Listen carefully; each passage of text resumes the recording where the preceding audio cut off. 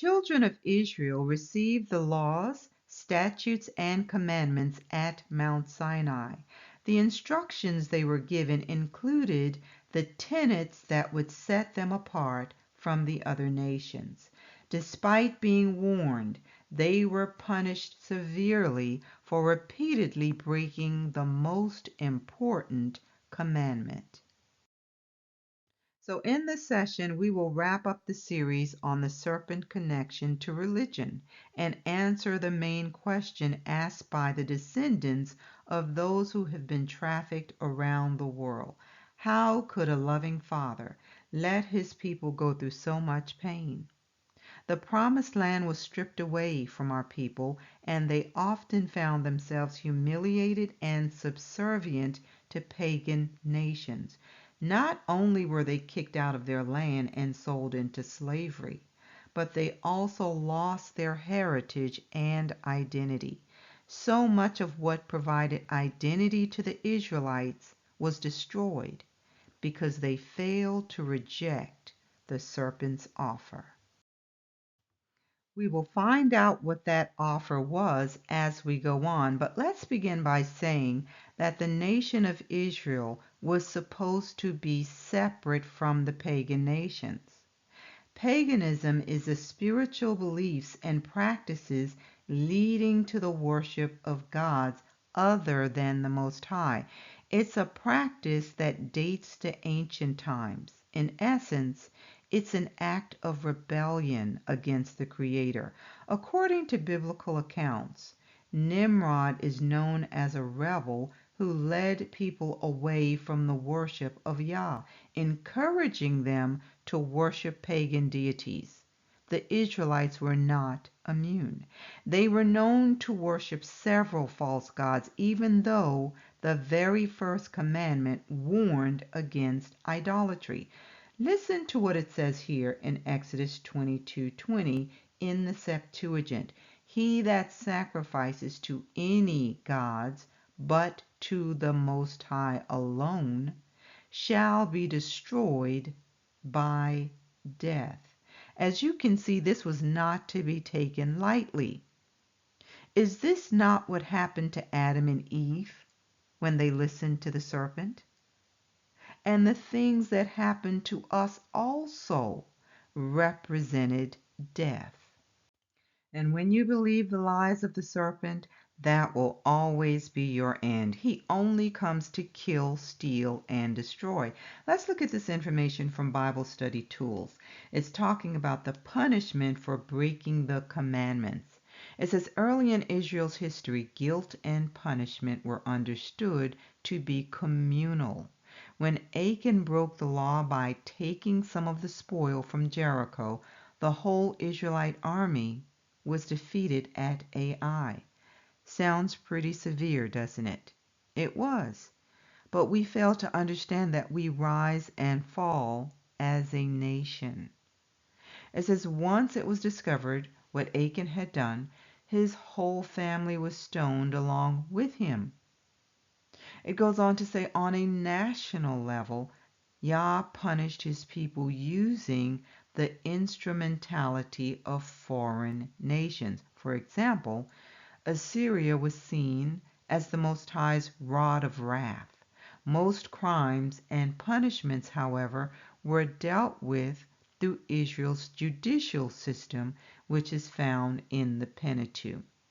It says the first and second commands concern foreign deities. Worshipping gods other than Yah was a capital crime, for which the punishment was stoning.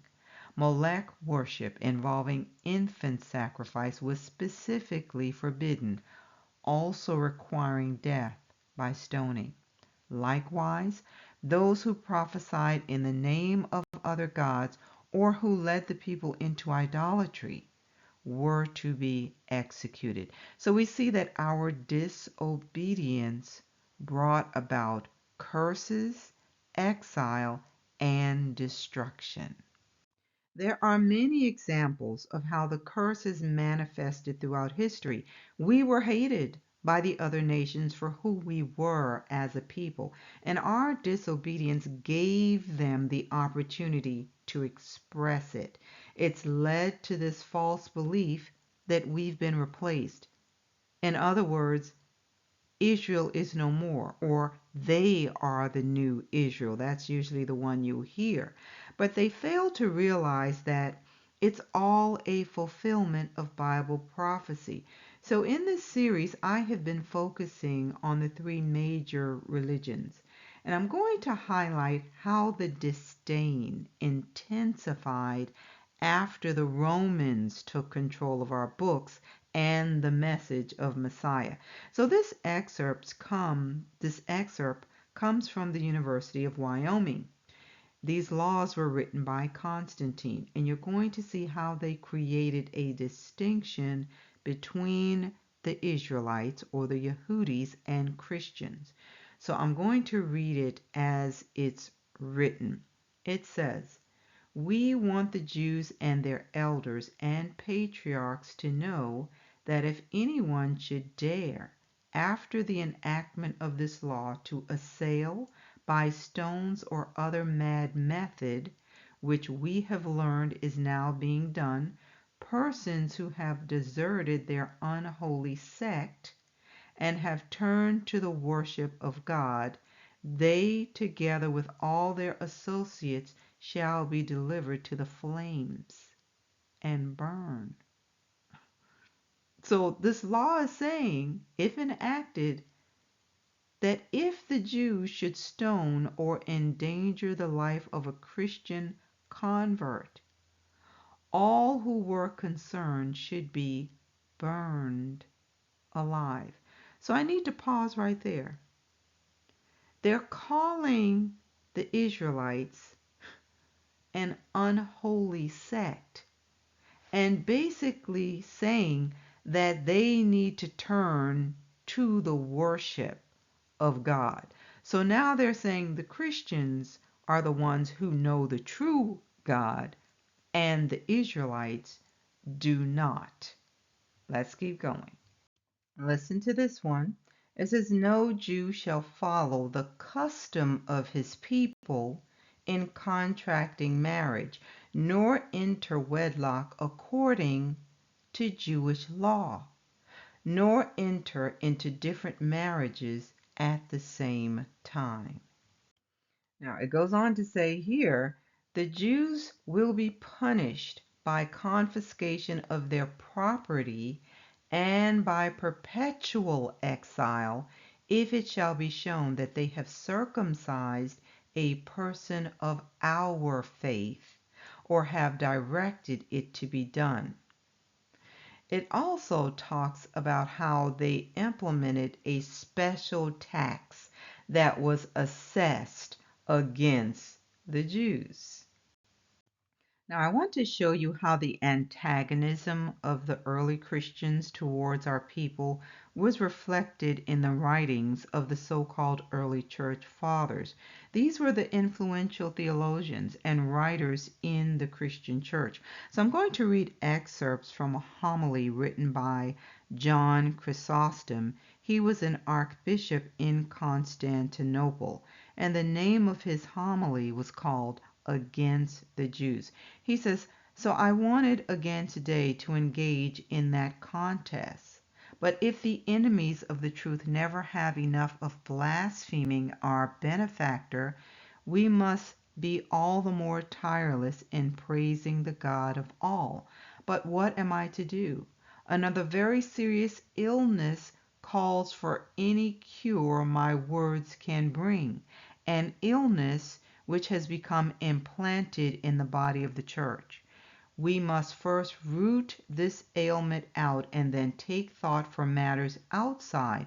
We must first cure our own and then be concerned for others who are strangers." So what is this illness or disease he's talking about? He says the festivals of the pitiful and miserable Jews are soon to march upon us one after the other and in quick succession. The Feast of Trumpets, the Feast of Tabernacles, the Fast, There are many in our ranks who say they think as we do. Yet some of these are going to watch the festivals, and others will join the Jews in keeping their feasts and observing their fasts. I wish to drive this perverse custom from the church right now. Right now, he says. So he's saying that he does not want any Christian to partake in the Jews' transgressions, because once they have done so, he says, I fear my homilies on these transgressions will be in vain. He says, and so it is that I hasten to anticipate this danger and prevent it. This is what physicians do. They first check the diseases which are most urgent and acute. But the danger from this sickness is very closely related to the danger from the other. So he did not want them having any association whatsoever with the Jews. And before I go on, please know that I'm not condoning the behavior of the Israelites who behaved like Paul and persecuted the believers.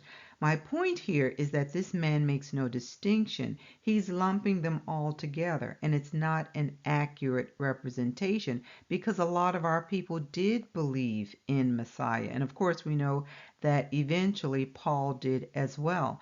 So let's go on. He says, but do not be surprised that I call the Jews pitiable. They really are pitiable and miserable. When so many blessings from heaven came into their hands, they thrust them aside and were at great pains to reject them. The morning sun of justice arose for them, but they thrust aside its rays and still sit in darkness. We who were nurtured by darkness drew the light to ourselves and were freed from the gloom of their error. They were the branches of that holy root, but those branches were broken. We had no share in the root, but we did reap the fruit of godliness.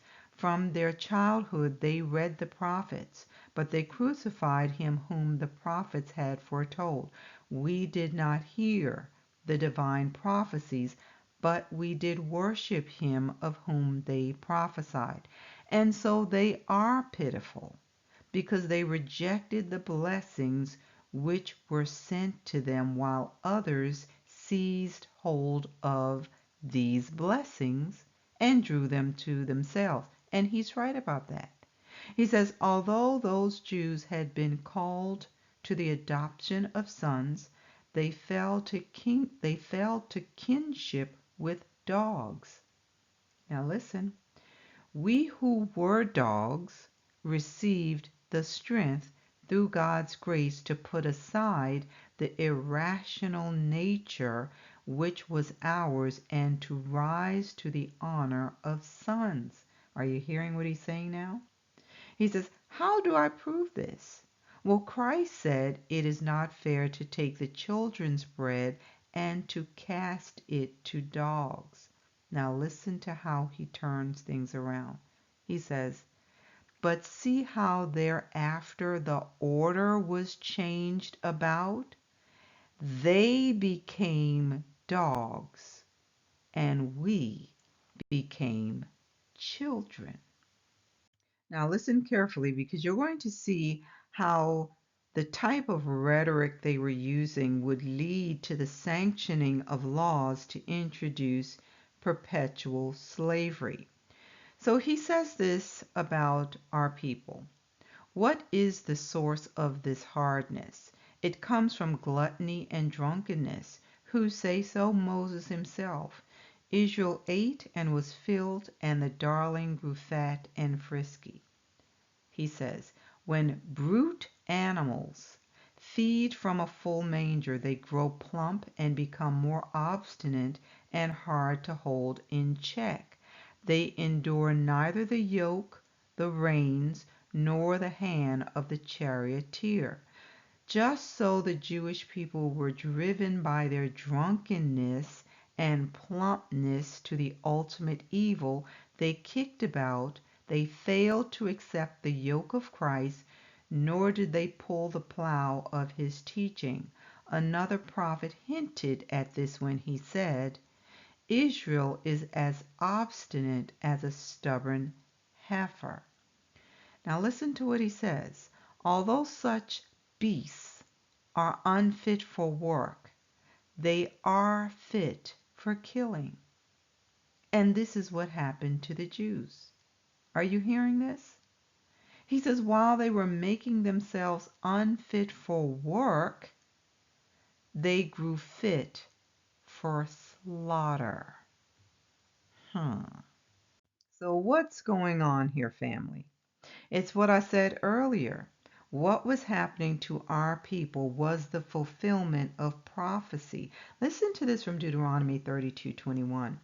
They have provoked me to jealousy by what is not God. They have moved me to anger by their foolish idols.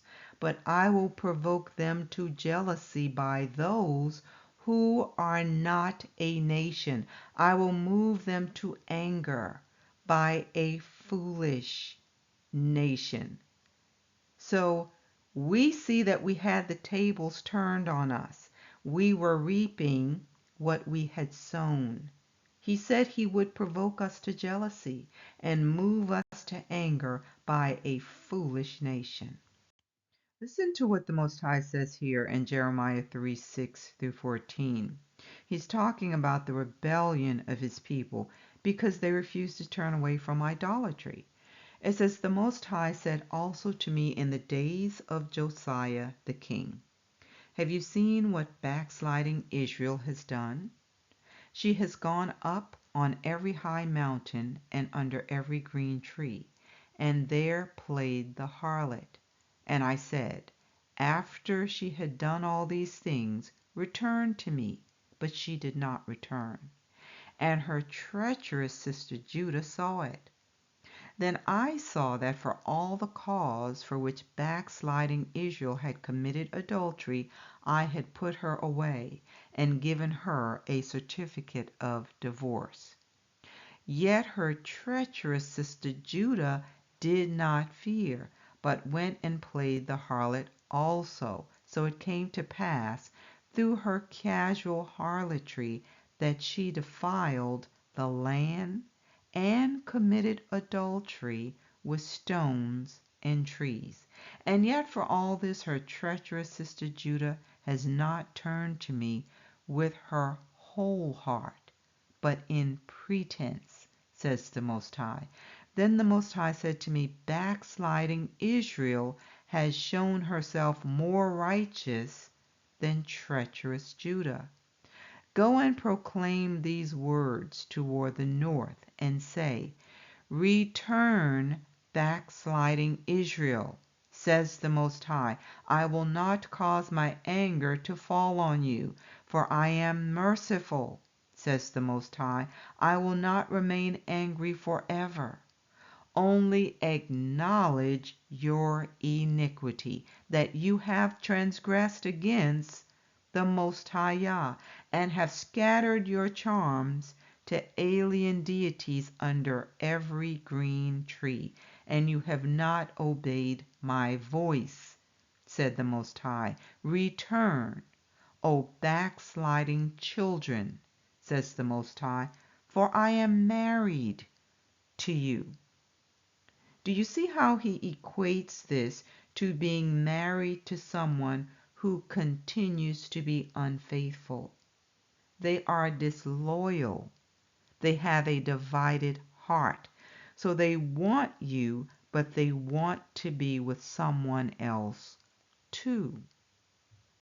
Now let's look at this passage from Psalm 22, 1-3. And many of you have heard this psalm. It's often said that it's a psalm of David, and it's communicating deep distress and a feeling of being forsaken by the Most High. But there is also an interpretation that says this is really talking about Messiah, and the words he uttered when he was hung on the tree. So there's a lot going on here. It's actually a dual prophecy. As you listen to the words, you will see that there are several transitions because it's describing past, present, and future. It begins by asking the Father, "Why have you forsaken me?"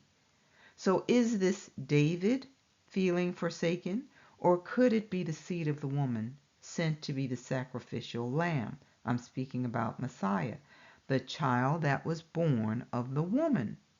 The child was born and the son was given. So the one crying out here is at the point of separation when that part of him that is human has to die.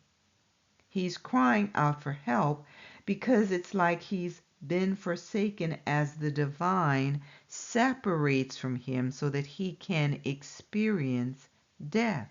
He had to lay down his life.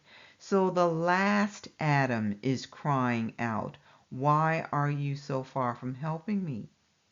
You will also see Israel represented in this passage because Israel also had to face death.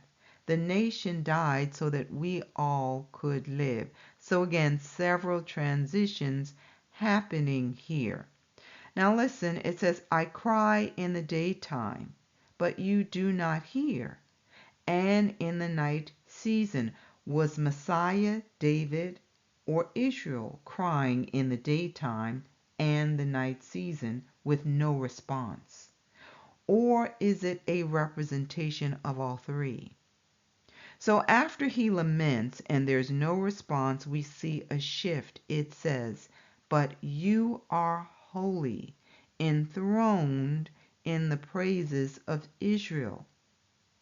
So what's happening here is David is inspired by the Ruach to speak these words, a prophetic word. If you read 2 Samuel 23, you'll see that Yah used David to utter prophetic words in his writings. Some of what he says is based on his experiences, while other things are prophetic utterances that had to be spoken in time so that it could be fulfilled later on. Now let me show you how we know that this passage is not strictly speaking about David. So if you go down to verses 14 through 17, you'll see that it's very clear that this is not talking about David. Let's read it. "I am poured out like water, and all my bones are out of joint. My heart is like wax, it has melted within me.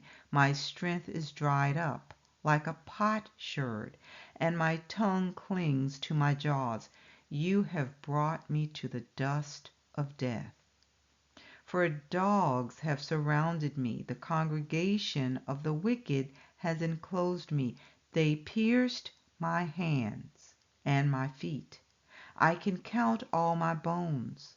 They look and stare at me. They divide my garments among them, and for my clothing they cast lots." This is describing someone who's at the point of death. And who are the dogs surrounding him? He's talking about the Gentiles, the Romans. So he says they pierced my hands and my feet. Is this talking about David? If so, when did this happen to David? So for those saying throw the New Testament out and only read the Old Testament, how do you explain this? Because this did not happen to David. No, David was given a prophetic word about what would happen later.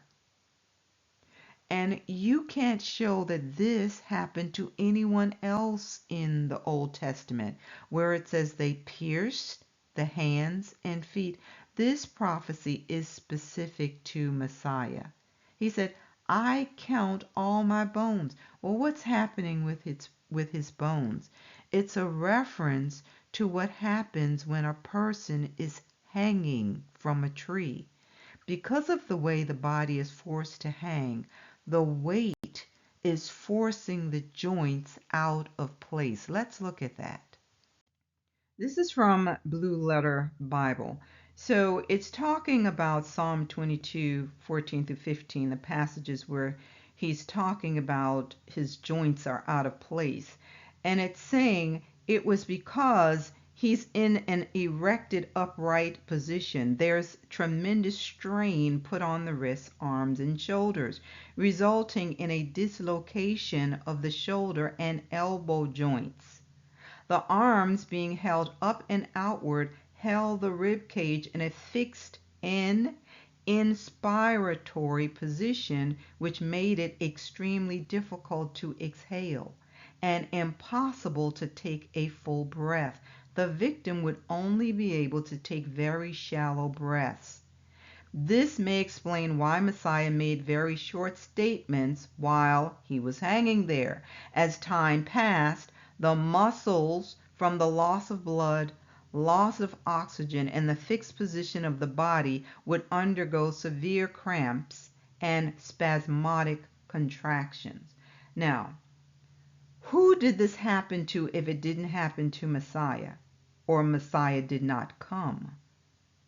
Because if it has not happened, then those who are saying throw away the New Testament, what you're saying is that this is yet to happen in Israel's future. And if that's the case, the nation can expect a lot of suffering ahead to fulfill other prophecies connected to the lamb that was supposed to come and be slain. Now, that argument does not hold up. You are creating confusion by saying this has not happened yet. Now, let's go back to the passage in Psalm 22 and look at verse 3. It says, "You are holy, enthroned in the praises of Israel." What does that mean? Enthronement focuses on sovereignty and authority.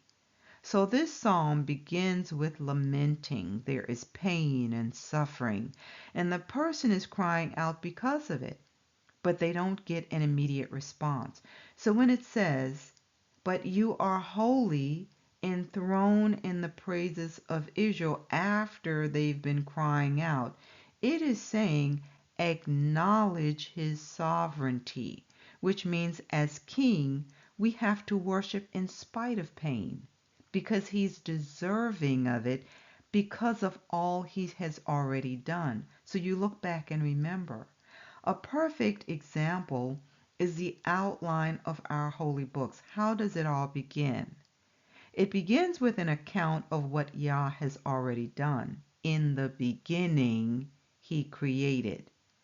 So the story of the king, his kingdom, and his people begins with his creation.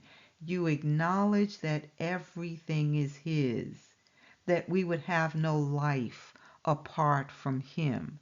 What are we talking about? The praise, the glory, and the honor belongs to the king, the owner. Whether you are lamenting or not, the praise is rightfully his, whether he delivers you or not. This is what we have to understand about these prophecies. They can present the mind of Yah, past, present, and future. It's like peeling away the layers of an onion. Believers often speak of the Rhema word as the right now word that is specific to the situation as it's occurring in the present.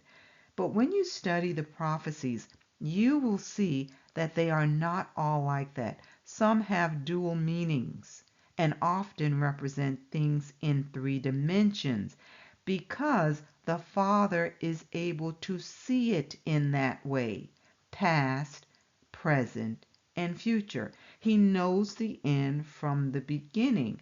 What did he say to Habakkuk? He says, "Write the vision and make it plain upon tables, that he may run that readeth it." But listen to what he says next. "For the vision is yet for an appointed time, but at the end it shall speak and not lie." So when we see what's happening to this person in this text. They are lamenting because of everything that they're going through, but they did not receive an answer. Then we see a shift. There's a transition. It takes you to a place of remembrance, and you recall the ability of Yah to deliver. This is a demonstration of faith. So those who come to him must believe that he is, and that he is a rewarder of them that diligently seek him. This causes you to praise him in advance of the victory, because you have confidence in his ability to deliver. So the praises are owed to him for past, present, and future deeds. Future for us, Israel, because we have a promise, and his word is good. So we're basing our faith on what he has already done.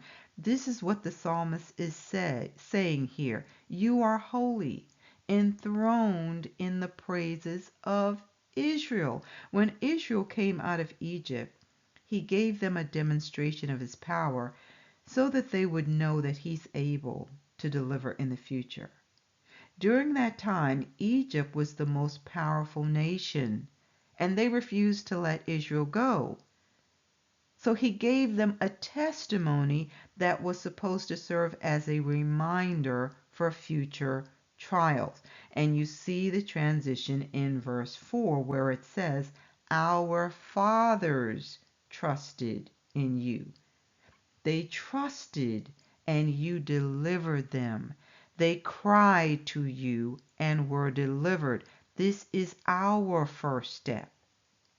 The nations holding his people are considered superpowers.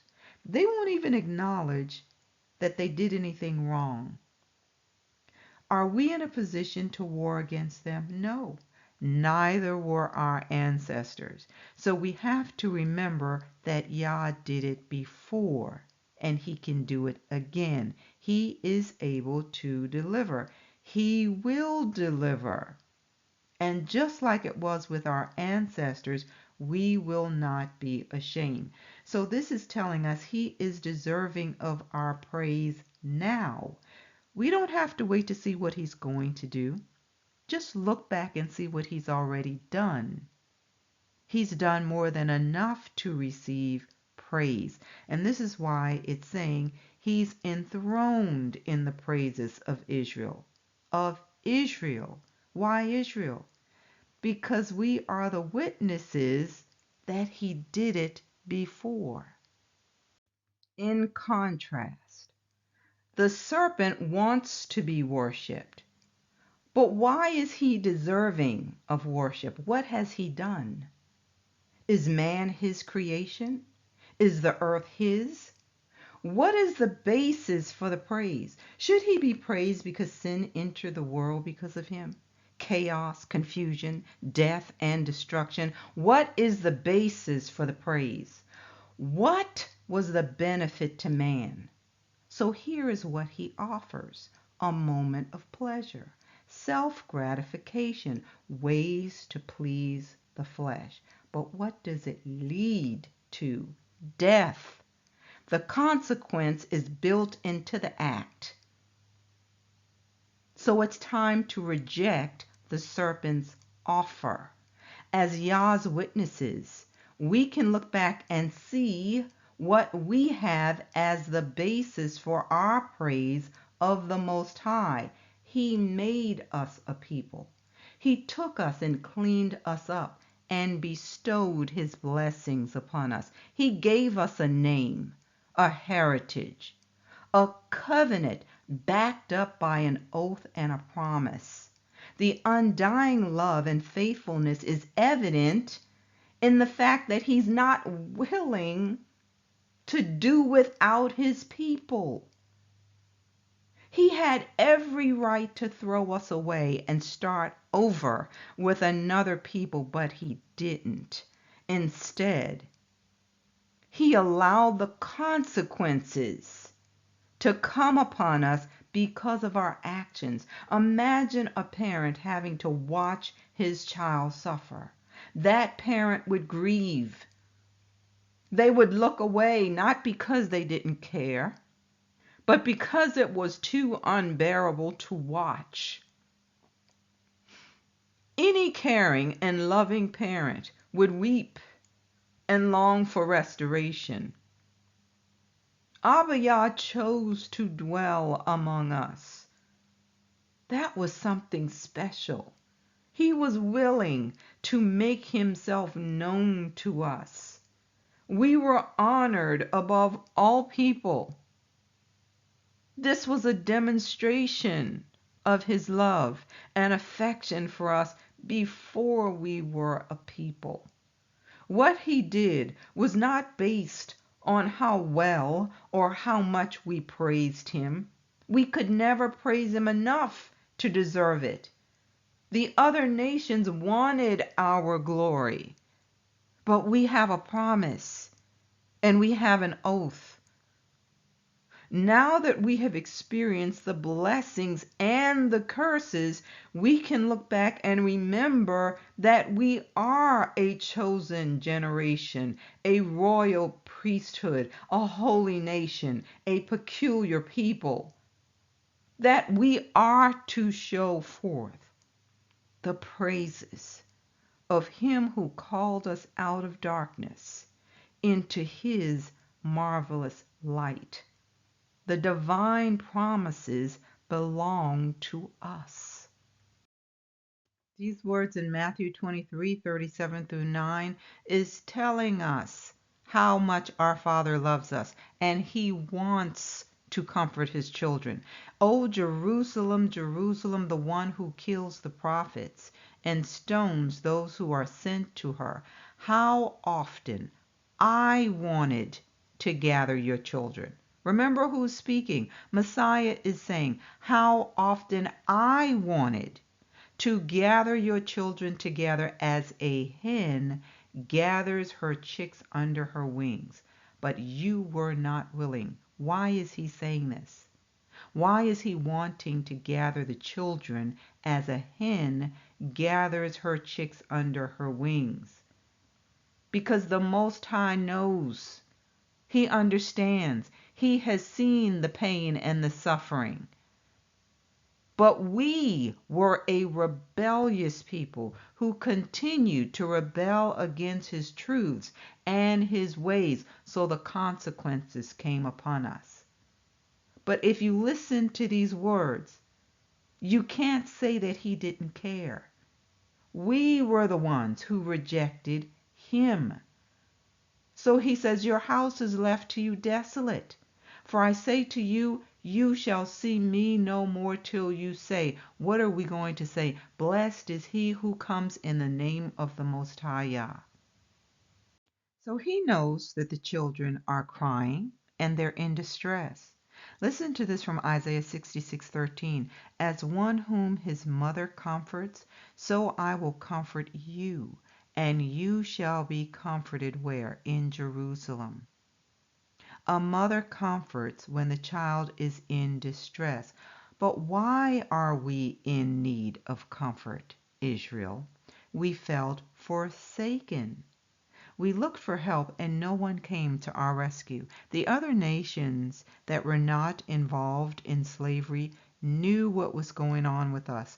They saw the brutality and they knew that we were powerless to stop the onslaught.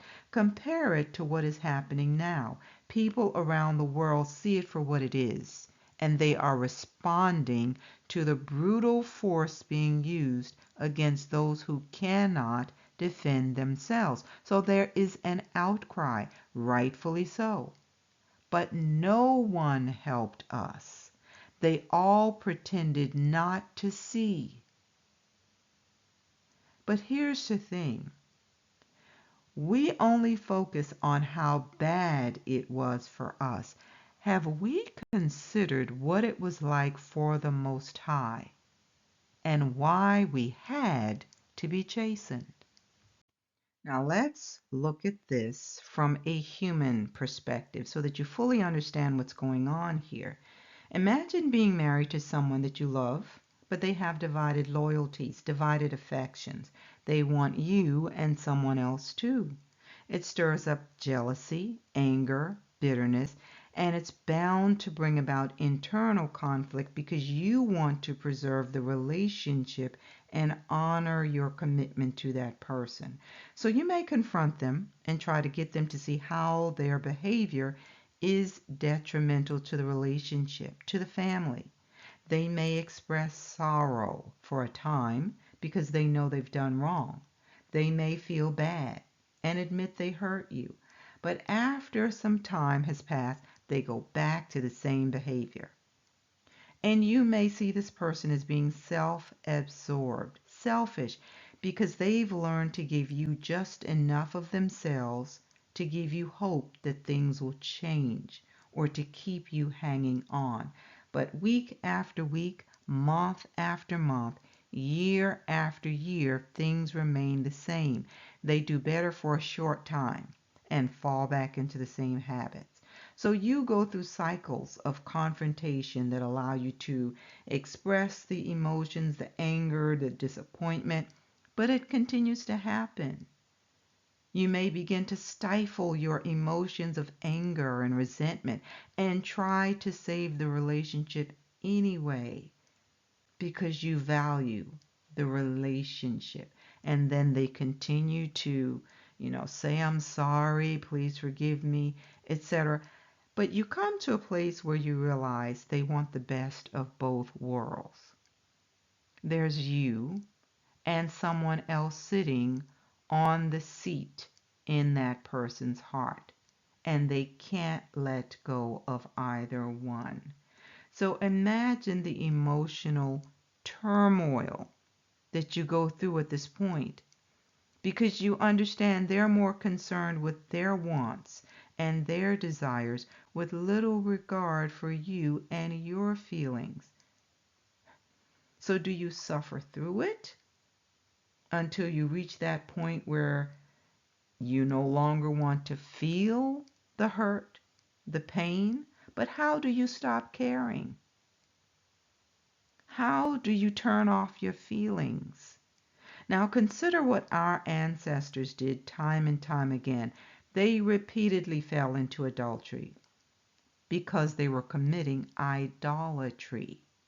They wanted the best of both worlds. They wanted the heritage, the prestige of being the chosen people, the protection, the wealth and security of the Most High. But they wanted the ways of the pagans as well.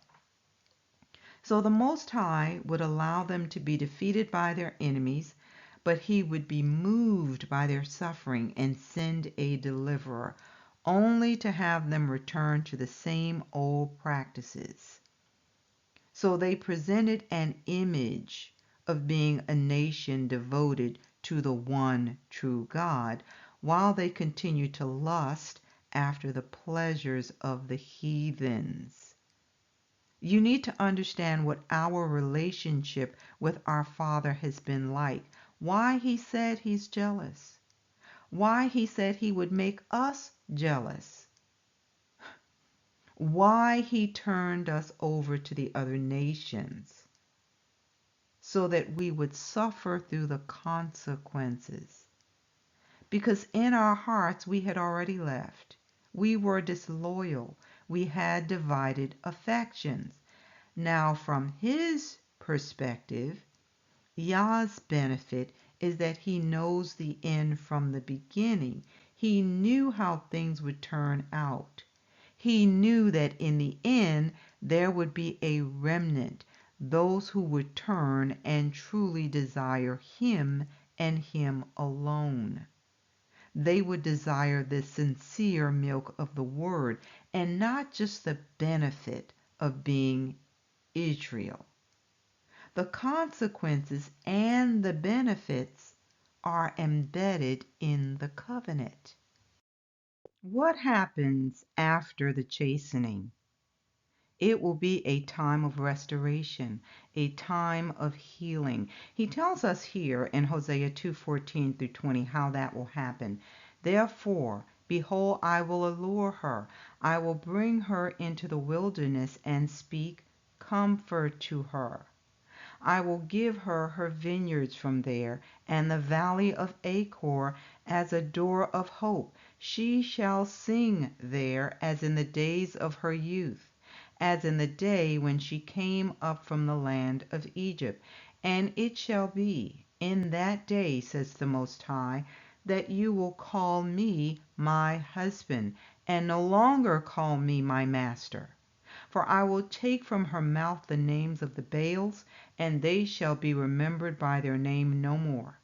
In that day I will make a covenant for them with the beasts of the field, and with the birds of the air, and with the creeping things of the ground. Bow and sword of battle I will shatter from the earth, to make them lie down safely. I will betroth you to me forever. Yes, I will betroth you to me in righteousness and justice, in loving kindness and mercy. I will betroth you to me in faithfulness, and you shall know the Most High. This is what the marriage supper is all about, family. But of course, there are those who say it has nothing to do with Israel because they say we've been erased. Then how do you explain these verses?